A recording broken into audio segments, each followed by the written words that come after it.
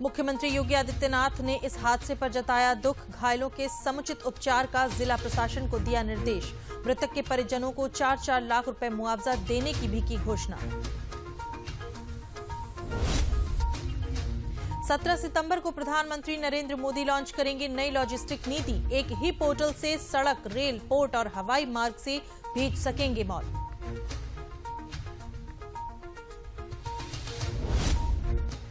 केंद्रीय सूचना और प्रसारण मंत्री अनुराग सिंह ने आज एक पुस्तक Ambedkar and Modi reformers ideas performers implementation का किया विमोचन।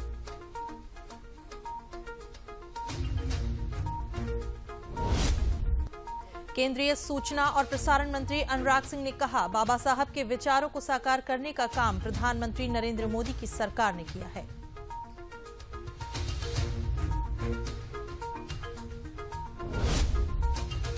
इलेक्ट्रिक बसों में क्यूआर कोड से एंट्री और एग्जिट की व्यवस्था लागू होगी। केंद्रीय मंत्री नितिन गडकरी ने इन इलेक्ट्रिक बसों को हाईटेक करने की बनाई योजना।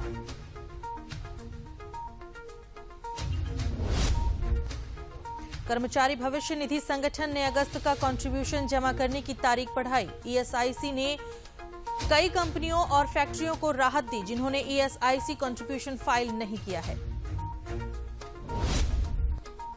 ग्रेटर नोएडा में विश्व डेयरी शिखर सम्मेलन 2022 का गुरुवार को हुआ समापन। सम्मेलन में करीब 50 देशों के 1500 से अधिक विशेषज्ञों, किसानों और डेयरी हितधारकों ने लिया भाग।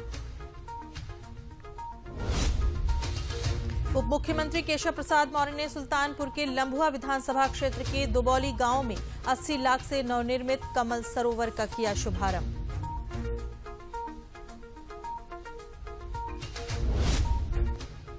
उप मुख्यमंत्री केशव प्रसाद मौर्य ने कहा, कानून व्यवस्था को सुदृढ़ करना, विकास कार्यों में पारदर्शिता और भ्रष्टाचार से मुक्ति के लिए हमारी सरकार है कटिबद्ध।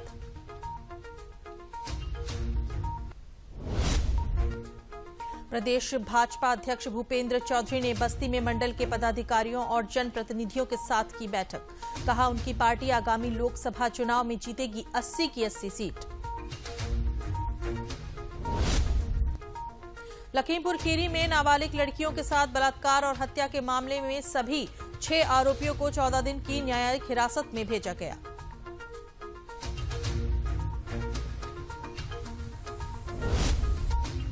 केंद्रीय मंत्री डॉक्टर जितेंद्र सिंह ने विज्ञान एवं प्रौद्योगिकी मंत्रालय का डैशबोर्ड लॉन्च किया। कहा, डैशबोर्ड से देश की आम जनता को मंत्रालय के अलग अलग राज्यों में होने वाले कार्यों की जानकारी मिलेगी। इलाहाबाद हाईकोर्ट ने कर्मचारियों से जुड़ा एक महत्वपूर्ण फैसला दिया। एक मामले की सुनवाई के दौरान हाईकोर्ट ने कहा कि किसी कर्मचारी को 3 महीने से ज्यादा समय तक नहीं रखा जा सकता निलंबित। कोरोना संक्रमण में कमी आने के साथ ही भारत और भूटान के बीच जल्द ही पर्यटकों की फिर से हो सकेगी आवाजाही।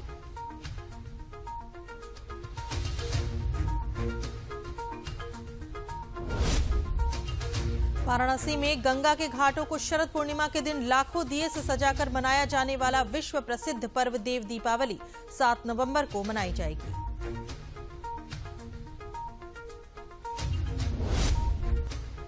टेनिस के दिग्गज रोजर फेडरर ने संन्यास लेने की घोषणा की। अगले हफ्ते लंदन में लीवर कप उनका विदाई टूर्नामेंट होगा। रोजर फेडरर 20 ग्रैंड स्लैम खिताब जीत चुके हैं। कन्नौज के छिबरामऊ में खेलो इंडिया खेलों के अंतर्गत अंतर जनपदीय कबड्डी प्रतियोगिता का किया गया आयोजन। जिले के विभिन्न स्कूलों के खिलाड़ियों ने प्रतियोगिता में लिया भाग।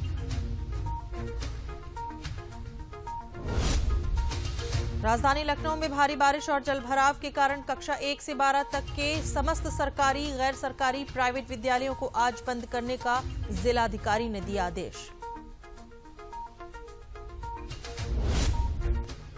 प्रदेश में भारी बारिश के कारण जनजीवन अस्त व्यस्त। राजधानी लखनऊ में जगह जगह जलभराव के कारण यातायात हुआ प्रभावित। कई जगहों पर विद्युत और जल आपूर्ति भी हुई प्रभावित।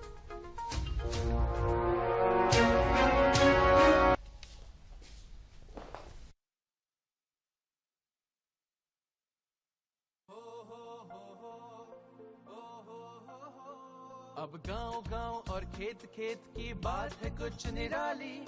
फसल बीमा